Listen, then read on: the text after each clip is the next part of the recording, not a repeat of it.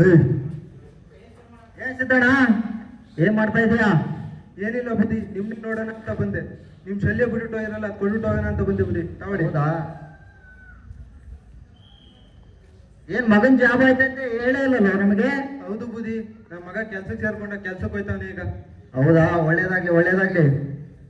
ಇನ್ನು ಎಲ್ಲಿ ಒಳ್ಳೇದು ಬುದ್ಧಿ, ಇನ್ನು ಮಗಳು ಮದುವೆ ಮಾಡ್ಬೇಕು, ಮನೆ ಕಟ್ಟಬೇಕು, ಮಗನ್ ಕೆಲಸ ಮಗ ಮದುವೆ ಮಾಡೋ ಗಂಟ ಒಳ್ಳೇದಿಲ್ಲ ಬುದ್ಧಿ. ಇನ್ನು ಒಳ್ಳೇದಾಗತ್ತೆ ಬಿಡ, ನಿನ್ನಲ್ಲಿ ಒಳ್ಳೆ ಮನಸ್ಸಿದೆ, ಒಳ್ಳೇದಾಗತ್ತೆ. ನಿಮ್ಮ ಆಶೀರ್ವಾದ ಬುದ್ಧಿ. ಮತ್ತೆ ಜಮೀನ್ ಕಡೆ ಎಲ್ಲ ನೋಡ್ಕೊಂಡ ಸ್ವಲ್ಪ. ಆಯ್ತು ಬುದ್ಧಿ, ಬರ್ತೀನಿ ಬುದ್ಧಿ. ಏ ಏನು ನಾನು ಮರ್ಯಾದೆ ತೆಗಿತೀಯಲ್ಲ ನೀನು? ತಪ್ಪಾಯ್ತು ಬುದ್ಧಿ, ತಪ್ಪಾಯ್ತು ಬುದ್ಧಿ. ಹೋಗ ಹಾಳೆ ಆಗೋದು. ಇದೀಗ ಕಥಾನಾಯಕ ಸುರೇಶನು ಹಳ್ಳಿ ಬಿಟ್ಟು ಪಟ್ಟಣಕ್ಕೆ ಕೆಲಸಕ್ಕೆ ತೆರಳುವ ಸಮಯ.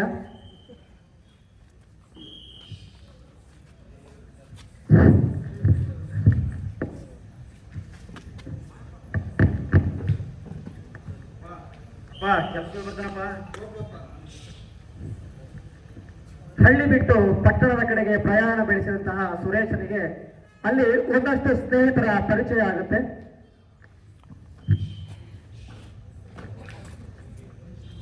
ಏನು ಶರದ, ಸುಮಾರು ದಿನದಿಂದ ಇಲ್ಲಿ ಕಾಣ್ತಾನೆ ಇಲ್ಲಳು. ಮನೇಲಿ ಕೆಲಸ ಇತ್ತು ಕಣ, ಹಂಗಾಗಿ ಸಿಗ್ತಿರ್ಲಿಲ್ಲ. ನೀ ಏನ್ ಡಲ್ ಆಗಿದೆ? ಏನ್ ಮಾಡ್ತೀಪ, ಅಪ್ಪ ಹೇಳ್ತಾ ಇದಾರೆ ಮಗಳು ಮದುವೆ ಮಾಡ್ಬೇಕು, ಮನೆ ಕಟ್ಟಬೇಕು, ಅದು ಇದು ಅಂತ ಹೇಳ್ತಾ ಇದಾರೆ.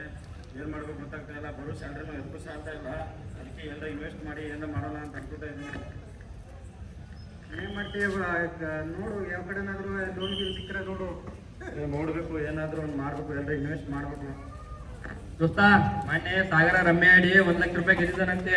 ಪ್ರವೀಣ ಕೂಡ ಅದೇ ತರ ರಮ್ಯ ಆಡಿ ದುಡ್ಡು ಗೆದ್ದಿದ್ದಾನಂತೆ, ಗೊತ್ತಾ? ನಾಡ್ಬೇಡ ಕಣ, ಅವೆಲ್ಲ ಸರಿ ಇಲ್ಲ ಅಂತ, ಸ್ಕ್ಯಾಮ್ ಅಂತ ಅಂತಾರೆ. ಸುಮ್ನಿರು ದೋಸ್ತ, ಅವ್ನ ಮಾತನ್ನು ಕೇಳ್ತೀಯ ನೀನ್? ಬಾ ನೀನು. ಕೆಲಸದ ಸ್ಥಳದಲ್ಲಿ ನಮಗೂ ಸಹ ಸ್ನೇಹಿತರು ಬಹಳ ಮುಖ್ಯ ಪಾತ್ರವನ್ನು ವಹಿಸ್ತಾರೆ. ಅದರಲ್ಲಿ ನಾವು ಉತ್ತಮ ಸ್ನೇಹಿತರನ್ನ ಆರಿಸಿಕೊಳ್ಬೇಕು ಅಂತ ಹೇಳ್ತಾ, ಇದೀಗ ಸುರೇಶನು ಕೆಲಸ ಮುಗಿಸಿ ಮನೆಗೆ ಮರಳಿದಾಗ ಸುರೇಶನಿಗಾಗುವ ಮಾನಸಿಕ ಒತ್ತಡಗಳ ದೃಶ್ಯ.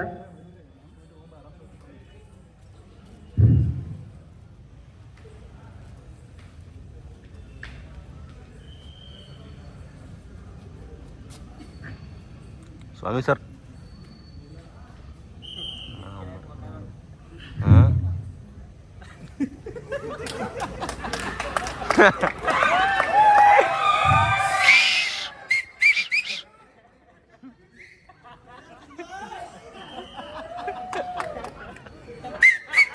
ತಾಯಿ ಮಗನಿಗೆ ಊಟ ಬಡಿಸಿ ಹೋಗುತ್ತಿರುವಂತಹ ದೃಶ್ಯ.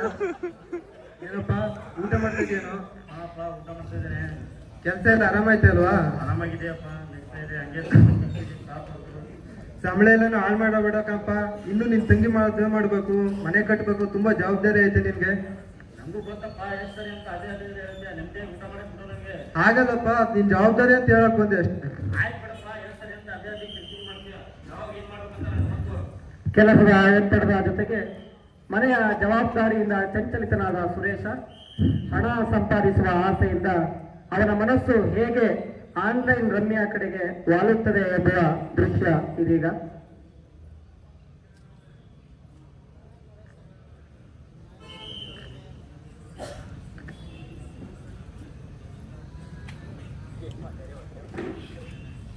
ನೋಡಿದ್ರೆ ಹಿಂಗ ಅಂತ ಇದಾರೆ. ಏನ್ ಮಾಡ್ಬೇಕು, ಯಾಕಂದ್ರೆ ಸಂಪಾದನೆ ಮಾಡ್ಬೇಕಂತ ಏನು ಗೊತ್ತಾಗ್ತಾ ಇಲ್ಲ. ಬರೋ ಸಂಬಳನು ಎದಕ್ಕೂ ಸಾಧ್ಯ ಇಲ್ಲ. ಈಗ ಅವರು ಆಟದಲ್ಲಿ ತೊಡಗಿ ಮೊದಲಿಗೆ 10,000 ಹಣವನ್ನ ಇನ್ವೆಸ್ಟ್ ಮಾಡಿ 50,000 ಗೆಲ್ಲುತ್ತಾನೆ.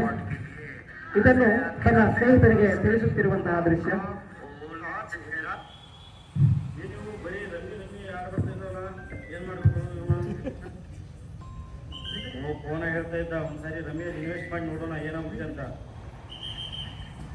ಎಲ್ಲಾದ್ರೆ ಕಳೆದೋದ್ರೆ ಏನ್ ಮಾಡೋದು? ಮತ್ತೆ ಅಮೌಂಟು, ಮತ್ತೆ ಆಮೇಲೆ ಸಮಸ್ಯೆ ಆಗುತ್ತಲ್ಲ. ಆಯ್ತು, ನೋಡೋಣ ಒಂದ್ಸರಿ ಏನಾಗುತ್ತೆ ಅಂತ.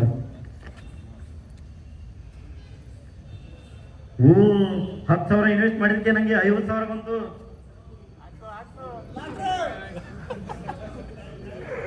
ಒಂದ್ ಮಾತು ಕೇಳಿ ತಿಳ್ಸೋಣ. ಜಲ್ಲೆ ಜಲ್ಲೆ ವಾಪ. ಹಲೋ ಹಲೋ ಹಲೋ ಬೋಣ, ಹಾ ಹೇಳು ದೋಸ್ತ. ನೀನ್ ಹೇಳ್ದಂಗೆ ನಾನು ರಮ್ಮೇಲಿ 10,000 ಇನ್ವೆಸ್ಟ್ ಮಾಡಿ ನನಗೆ 50,000 ಗೊತ್ತು ಕಣೋ. ಹೌದಾ?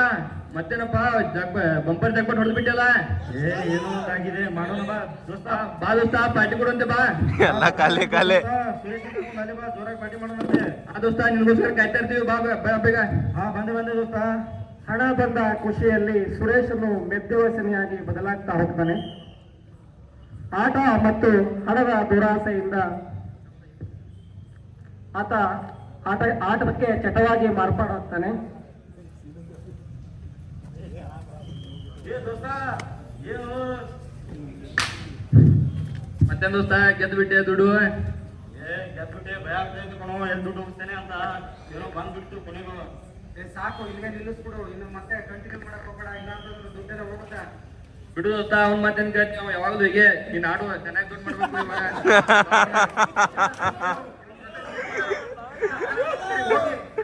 ಬಿಡು ದೋಸ್ತ, ಅವ್ನ ಮಾತು ಕೇಳ್ಬೇಡ ನೀ ಬಾ ಆಡುವಂತೆ. ಒಳ್ಳೆ ಸ್ನೇಹಿತರನ್ನ ತ್ಯಜಿಸಿ ಏನಂತೆ? ಬಾ ಇವಾಗ ಪಾರ್ಟಿ ಮಾಡೋಣ ಬಾ. ಸ್ನೇಹಿತನ ಜೊತೆಗೂಡಿದಂತಹ ಸುರೇಶ ತನ್ನ ಆಟದ ಚಟವನ್ನ ಮುಂದುವರಿಸ್ತಾ ಹೋಗ್ತಾನೆ.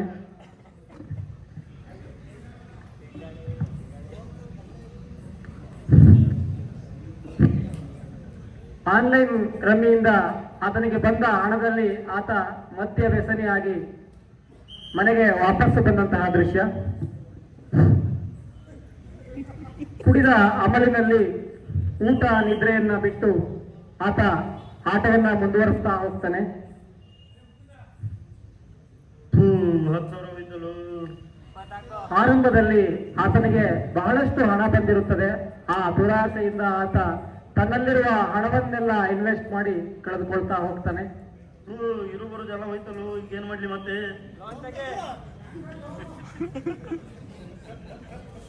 ಇರು, ಗಣೇಶ್ನ ಕಾಲ್ ಮಾಡಿ ಒಂದು 10,000 ಕೇಳೋಣ. ತನ್ನಲ್ಲಿರುವ ಹಣವನ್ನೆಲ್ಲ ಕಳೆದುಕೊಂಡ ಬಳಿಕ ಸುಳ್ಳು ನೆಪಗಳನ್ನ ಹೇಳಿ ಕಂಡ ಸ್ನೇಹಿತರ ಬಳಿಯೆಲ್ಲ ಸಾಲ ಮಾಡ್ತಾ ಹೋಗ್ತಾನೆ.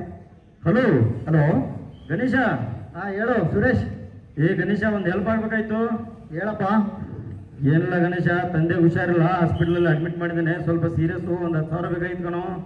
ಸೀರಿಯಸ್ ಅಂತೀಯಾ? ನನಗೆ ಒಂದು ವಾರ ಬಿಟ್ಟು ಕೊಡ್ಬೇಕು, ನಂದು ಎಮರ್ಜೆನ್ಸಿ ಇರುತ್ತೆ. ಏನೋ ಎಮರ್ಜೆನ್ಸಿ ಅನ್ನಕ್ಕೆ ಕೊಡ್ತಾ ಇದ್ದೀನಿ ನಿನಗೆ. ಏನು ದೋಸ್ತ, ಇನ್ನು 2 ದಿನದಲ್ಲಿ ಸಂಬಳ ಆಗುತ್ತೆ, ನಾನು ನಿಮಗೆ ರಿಟರ್ನ್ಸ್ ಮಾಡ್ತೇನೆ. ಸ್ವಲ್ಪ ಎಮರ್ಜೆನ್ಸಿ ಇದೆ, ಬೇಗ ಹಾಕು, ಎಮರ್ಜೆನ್ಸಿ ಇದೆ. ಓಕೆ ಸೆಂಡ್ ಮಾಡ್ತೀನಿ. ತನ್ನ ಈ ಚಟದಿಂದ ತನ್ನಲ್ಲಿರುವ ಎಲ್ಲ ಸ್ನೇಹಿತರನ್ನ ಕೂಡ ಹಂತವಾಗಿ ಕಳ್ಕೊಳ್ತಾ ಬರ್ತಾನೆ. ಸ್ನೇಹಿತನಿಂದ ಪಡೆದ ಹಣವನ್ನೂ ಸಹ ಈ ರಮ್ಮಿಯಲ್ಲಿ ಇನ್ವೆಸ್ಟ್ ಮಾಡಿ ಕಳ್ಕೊತಾ ಹೋಗ್ತಾನೆ. ಇದು ದುಡ್ಡೆಲ್ಲ ಹೋಯ್ತಲು, ಇನ್ನೇನು ಮಾಡ್ಲಿ? ಇನ್ನು ಅಪ್ಪ ಗೊತ್ತಾದ್ರೆ ಇದೆಲ್ಲ ದೊಡ್ಡ ಸಮಸ್ಯೆ ಆಗುತ್ತೆ, ಇನ್ನೇನು ಮಾಡ್ಲಪ್ಪ? ಹೊಲ ಮನಿ ಮಾರ್ ಈಗ ಸುರೇಶನ ಒಟ್ಟು ಸಾಲ 5 ಲಕ್ಷ ರೂಗಳನ್ನ ತಲುಪಿದೆ. ಈ 5 ಲಕ್ಷ ಹಣ ಬೇಗ ತೀರ್ಸ್ಬೇಕು, ಅಪ್ಪ ಗೊತ್ತಾದ್ರೆ ದೊಡ್ಡ ಸಮಸ್ಯೆ ಆಗುತ್ತೆ. ಈಗ ನಾನು ಬಡ್ಡಿ ಸೇನನ ಹತ್ರ ಸಾಲ ಕೇಳ್ತೇನೆ, ಬಡ್ಡಿಯಲ್ಲಿ ಏನಂತ ನೋಡೋಣ. ಸಾಲವನ್ನ ತೀರಿಸಲಿಕ್ಕೆ ಮತ್ತೆ ಆತ ಹೋಗಿದ್ದು ಸಾಲದ ಮೊರೆಗೆ. ಊರಿನ ಬಡ್ಡಿ ಸೀನಾ ಎಂಬ ವ್ಯಕ್ತಿಯಿಂದ ಅಧಿಕ ಬಡ್ಡಿಗೆ ಸಾಲವನ್ನು ಕೇಳಲು ಬರುತ್ತಿದ್ದಾನೆ. ಹಲೋ ಹಲೋ, ಹೇಳಿ ಸಾವುಕಾರ್ರೆ. ಯಾರಪ್ಪ ಗೊತ್ತಾಗಿಲ್ಲ? ನಾನ್ ಸಾವುಕಾರ್ರಿ, ಸಿದ್ಧಾಂತ ನಮಗ ಸುರೇಶ. ಸಿದ್ಧ, ಹೇಳು. ಏನಿಲ್ಲ ಸಾವುಕಾರ್ರಿ, ತಂಗಿ ಮದುವೆ ಮಾಡ್ಬೇಕಾಯ್ತು, ಒಂದು 5 ಲಕ್ಷ ಬೇಕಾಯ್ತು ಸಾವುಕಾರ್ರಿ. ಹೌದಾ? ದುಡ್ಡು ಬೇಕಾ? ಆಸ್ತಿ ಪತ್ರ ಎಲ್ಲ ಇದೆಯಾ ನಿನ್ನ ಹತ್ರ? ಇದೆ ಸಾವುಕಾರ್ರಿ, ತಗೊಂಡ್ ಬರ್ತೇನೆ ಸಾವುಕಾರ್ರಿ ನಿಮ್ಮ ಮನೆ ಹತ್ರ. ಹಾಗಾದ್ರೆ ಒಂದ್ ಕೆಲಸ ಮಾಡು, ಆಸ್ತಿ ಪತ್ರ ತಗೊಂಡು ನಮ್ಮ ಮನೆ ಹತ್ರ ಬಾ. ಬರ್ತೇನೆ ಸಾವುಕಾರ್ರಿ. ಬಾ. ಆಯ್ತು ಸಾವುಕಾರ್ರಿ, ಈಗ ಬರ್ತೇನೆ ಮನೆಗೆ. ನಿರಂತರವಾಗಿ ಸಾಲವನ್ನ ಮಾಡ್ತಾ ಇರುವಂತಹ ಸುರೇಶ ಅಧಿಕ ಬಡ್ಡಿಗೆ ಬಡ್ಡಿ ಸಿರದ ಬಳಿ ಹಣ ಪಡೆಯುತ್ತಿರುವಂತಹ ದೃಶ್ಯ.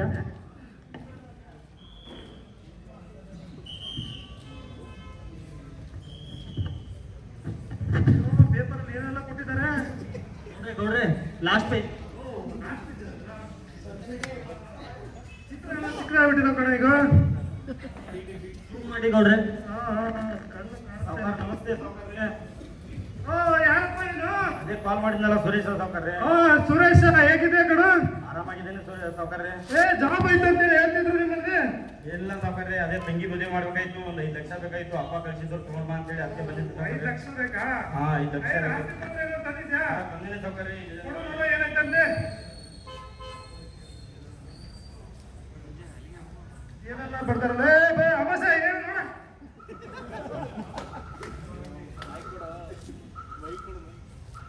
ನೋಡ್ರಿ ಬರೋಬ್ಬರಿದೆ. ಆಸ್ತಿ ಪತ್ರ ಸರಿಯಾದ ನೋಡ, ನಿಂಗೆ 5 ಲಕ್ಷ ಕೊಡ್ತೀನಿ ಸಾಲ. ನನಗೆ ಅಸಲು ಬಡ್ಡಿ ಎಲ್ಲ ಸರಿಯಾದ ಟೈಮ್ ಬರ್ಬೇಕು, ಇಲ್ಲ ಅಂದ್ರೆ ನಿನ್ನ ಆಸ್ತಿ ಎಲ್ಲ ಜಪ್ತಿ ಮಾಡ್ಕೊಂಡ್ಬಿಡ್ತೀನಿ. ಕೊಡ್ತೇನೆ ಸಾವುಕಾರ, ನನ್ ಸಂಬಳ ಆಗ್ತದಂಗೆ ಅಸಲು ಸ್ವಲ್ಪ ಬಡ್ಡಿ ಸೇರಿಸಿ ಕೊಡ್ತೇನೆ ಸಾವುಕಾರ, ಆದಷ್ಟು ಬೇಗ ಕೊಡ್ತೇನೆ. ಕೊಡ್ತೀಯಾ? ಏ, ಅದು 5 ಲಕ್ಷ ಕೊಟ್ಟಿದ್ದಲ್ಲ ಬೆಳಗ್ಗೆ, ಚಕ್ಕ ನೋಡ್ರಿ ತಗೋ, ಬಡ್ಡಿ ಸೀರಂಗೆ ನೀನು ತಗೊಂಡವ ಬೇಗ ತಲುಪಿಸಿದಿಲ್ಲ. ನೀನು ಬೇಗ ತಲುಪಿಸಿದ ಬೀದಿ ಪಾಲಾಗುತ್ತೆ. ಬರ್ತೇನೆ ಸಾವುಕಾರ. ನಮಸ್ತೆ. ಏ, ಊರ್ ಕಡೆ ಏನ್ ಇರ್ತಿದ್ದೀರಾ? ಊರಲ್ಲಿ ಹೊಸ ಕುರಿಮರಿಗಳಿದಾವೆ, ಹೋಗಿ ನೋಡ್ಕೊಂಡ್ ಬರೋಣ ಬನ್ನಿ ಕೊಡ್ರಿ. ಹೌದಾ? ಬೇಟೆ ಅಂದ್ರೆ ತುಂಬಿದ್ರೆ ಎತ್ತು ಪಾಟು. ಬನ್ನಿ ಕೊಡ್ರಿ. ಇದೀಗ ಬಡ್ಡಿ ಇಸಿನ ಬಳಿ 5 ಲಕ್ಷ ಹಣವನ್ನ ಮತ್ತೆ ಅಧಿಕ ಬಡ್ಡಿಗೆ ಸಾಲವನ್ನು ಪಡೆದ ಸುರೇಶ ನೇರವಾಗಿ ಮನೆಗೆ ಬರ್ತಾನೆ. ಹೇಗಾದ್ರೂ ಮಾಡಿ ತಾನು ಕಳೆದುಕೊಂಡ ಹಣವನ್ನೆಲ್ಲ ಸಂಪಾದನೆ ಮಾಡಬೇಕು ಅಂತ ಹೇಳಿ ಮತ್ತೆ ಅದೇ ರಮ್ಮಿ ಆನ್ಲೈನ್ ಗೇಮಿಗೆ 5 ಲಕ್ಷ ತೀರ್ಸೋಕ್ಕಿಂತ ಮೊದಲು ಒಂದು 10,000 ಇನ್ವೆಸ್ಟ್ ಮಾಡಿ ಆಡಿ ನೋಡೋಣ, ಮತ್ತೆ ಬಂದ್ರೆ ಇನ್ನೂ ಒಳ್ಳೇದಾಗುತ್ತೆ ನಮಗೆ. ಈಗ ಮತ್ತೆ ಆ ಹಣವನ್ನ ಹಂತ ಹಂತವಾಗಿ ಆ ಆನ್ಲೈನ್ ಗೇಮ್ಗೆ ಹೂಡಿಕೆ ಮಾಡ್ತಾ ಹೋಗ್ತಾನೆ. ಸರ್ ಸರ್ ಸರ್ ಹೆಂಗೆ ನಿರಂತರವಾಗಿ ಹಣವನ್ನ ಕಳೆದುಕೊಳ್ಳುತ್ತಾ ತನ್ನಲ್ಲಿರುವ ಸಾಲವಾಗಿ ತಂದಿರುವ ಎಲ್ಲ ಹಣವನ್ನ ಸಂಪೂರ್ಣವಾಗಿ ಕಳೆದುಕೊಳ್ಳುತ್ತಾನೆ. ಎಲ್ಲ ಹೋಯ್ತಲ್ಲೋ, ಹೆಂಗೆ ಮಾಡ್ಲಿ ನಾನು, ಏನ್ ಮಾಡ್ಲಿ ಈಗ? ಅಪ್ಪ ಗೊತ್ತಾದ್ರೆ ನಂಗೆ ದೊಡ್ಡ ಸಮಸ್ಯೆ ಆಗುತ್ತೆ. ಆ ಬಡ್ಡಿಸಿ ನಾನು ದೊಡ್ಡ ಕಿರಿಕಿರಿ ಮಾಡ್ತಾನೆ, ಈಗ ಏನ್ ಮಾಡ್ಲಿ ನಾನು? ಎಲ್ಲ ಹಣವನ್ನ ಕಳೆದುಕೊಂಡಂತಹ ಸುರೇಶ ಮಾನಸಿಕ ಒತ್ತಡಕ್ಕೆ ಒಳಗಾಗುತ್ತಾನೆ. ನನ್ ಫೋನ್ ಹೇಳಿದ್ನಲ್ಲ, ಫೋನ್ ಒಂದ್ಸರಿ ಕಾಲ್ ಮಾಡಿ ನೋಡ್ತೀನಿ ಏನಂತಾನಂತ. ಹಲೋ ಹಲೋ, ಫೋನ ಹಾ ಹೇಳು ದೋಸ್ತ. ಫೋನ ದೊಡ್ಡ ಸಮಸ್ಯೆ ಆತ್ಕನು. ಮೊದ್ಲು 5 ಲಕ್ಷ ಹೋಯ್ತು, ಈಗೂ 5 ಲಕ್ಷ ಹೋಯ್ತು, ಈಗ ಏನ್ ಮಾಡ್ಲು ನಾನು? ಹೌದಾ? ನನಗೇನು ಗೊತ್ತಿಲ್ಲ ಕಣೋ, ನನ್ನ ಕೆಲಸ ಇದನ್ನ ಇರ್ತೀನಿ. ದೋಸ್ತ ಹಿಂಗೆ ಮೊದಲು ನಿನ್ನ ಆಡಂತೇಳಿ ಈಗ ಹಿಂಗಂತೇಳು. ಹಲೋ, ಹಣ ಬಂದಾಗ ಜೊತೆಯಾಗಿದ್ದ ಹಾಗೂ ಆ ಆಟದ ಚಟವನ್ನು ನಡೆಸಿದ ಸ್ನೇಹಿತ ಕೂಡ ಈಗ ಸುರೇಶನ ಜೊತೆಯಲ್ಲಿಲ್ಲ. ಸುರೇಶ ಈಗ ಏಕಾಗಿ ಆಗ್ತಾನೆ. ಸ್ವಲ್ಪ ದಿನಗಳ ನಂತರ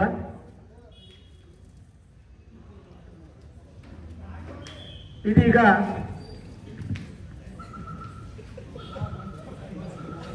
ಬಡ್ಡಿ ಸೀನರು ನೀಡಿದ ಮುಂಗಡದ ಗಡುವು ಮುಗಿದಿದೆ. ಈಗ ತನ್ನ ಹಣವನ್ನು ಪಡೆಯಲು ನಿರಂತರವಾಗಿ ಸುರೇಶನಿಗೆ ಕರೆ ಮಾಡ್ತಾ ಹೋಗ್ತಾನೆ.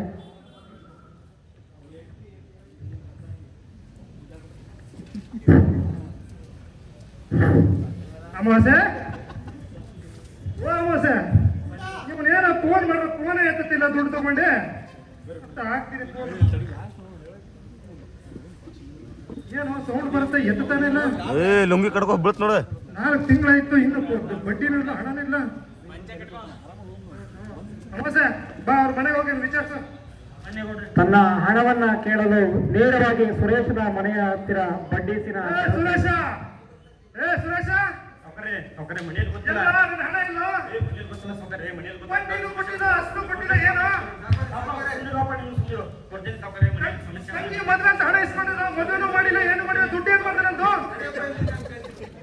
ಯಾಕೆ 5 ಲಕ್ಷ ಸಾಲ ತಗೊಂಡಾನೆ. ತಂಗಿ ಮದುವೆ ಅಂತ ಹೇಳ್ತಾನೆ, ಮದುವೆನೂ ಮಾಡಿಲ್ಲ, ಅಸಲು ಕೊಡ್ತಾ ಇಲ್ಲ ನನಗೆ. ನನಗೆ ಇವತ್ತೇ ಇತ್ತು ನನಗೆ.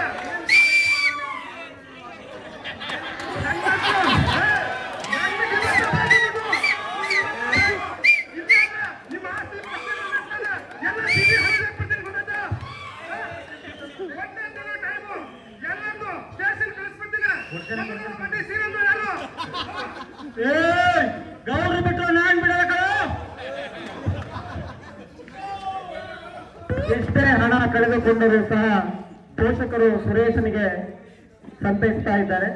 ಯಾಕಪ್ಪ, ಯಾಕೆ ಸಾಲ ಮಾಡ್ಕೊಂಡೆ? ನಿನ್ಗೆ ಅಂತದ್ ಏನಾಗಿತ್ತು? ಅದೇ ಹೇಳಿದಲ್ಲಪ್ಪ, ಮನೆಯಲ್ಲಿ ಸಮಸ್ಯೆ ಅಂತ ಬೇಗ ದುಡ್ಡು ಮಾಡಿ ಎಲ್ಲ ಎಲ್ಲ ಸಮಸ್ಯೆ ಬಗೆಹರಿಸೋಣ ಅಂತ ಮಾಡಕ್ ಹೋದೆ. ಎಲ್ಲಾನು ಗೊತ್ತಿಟ್ಟಪ್ಪ ರಮ್ಮಿಯಲ್ಲಿ. ಯಾಕಪ್ಪ ಇಂತ ಕೆಲಸ ಮಾಡಿದೆ? ನಮ್ಮ ಮಾನವ ಮರಿ ತೆಗೆಯಂತ ಕೆಲಸ ಮಾಡ್ಬಿಟ್ಟಲ್ಲಪ್ಪ. ಮನೆಗೆ ಹೋಗ್ ನೀನು. ಮತ್ತೆ ಸುರೇಶ ಏಕಾಂಗಿ ಆಗ್ತಾನೆ. ಸುರೇಶನು ಇಷ್ಟೆಲ್ಲ ಘಟನೆಗಳಿಂದ ಮನನೊಂದು ಹಲವು ದುಶ್ಚಟಗಳಿಗೆ ಬಲಿಯಾಗ್ತಾನೆ. ದುಶ್ಚಟಗಳಿಂದ ಸುರೇಶನ ಕಡೆಯ ನಿರ್ಧಾರ ಇದಾಗಿತ್ತು. ಈ ಸಮಯವೇ ಹಾಗೆ, ಈ ಸಮಯವೇ ಹಾಗೆ. ಕೆಲವು ಸಲ ಒಳ್ಳೆಯವರಿಂದ ಕೆಟ್ಟದ್ದು ಮಾಡಿಸುತ್ತೆ, ಕೆಟ್ಟವರಿಂದ ಒಳ್ಳೆಯದು ಮಾಡಿಸುತ್ತೆ. ತಪ್ಪನ್ನ ಕ್ಷಮಿಸಿ ಒಳ್ಳೆಯದನ್ನ ಸ್ವೀಕರಿಸಿ ಸಾಗುವುದೇ ಜೀವನ. ಜೀವನದ ಆರಂಭ ನಮ್ಮ ಕೈಯಲ್ಲಿಲ್ಲ, ಅಂತ್ಯವೂ ಕೂಡ ನಮ್ಮ ಕೈಯಲ್ಲಿಲ್ಲ. ನಡುವಿನ 4 ದಿನಗಳು ಮಾತ್ರ ನಮ್ಮದಾಗಿರುವಾಗ ನೆಮ್ಮದಿಯ ಜೀವನ ಬಾಳಬೇಕು. ಯಾವ ಸಂದರ್ಭಗಳು ಶಾಶ್ವತವಲ್ಲ. ಕತ್ತಲು ಕಳೆದ ಮೇಲೆ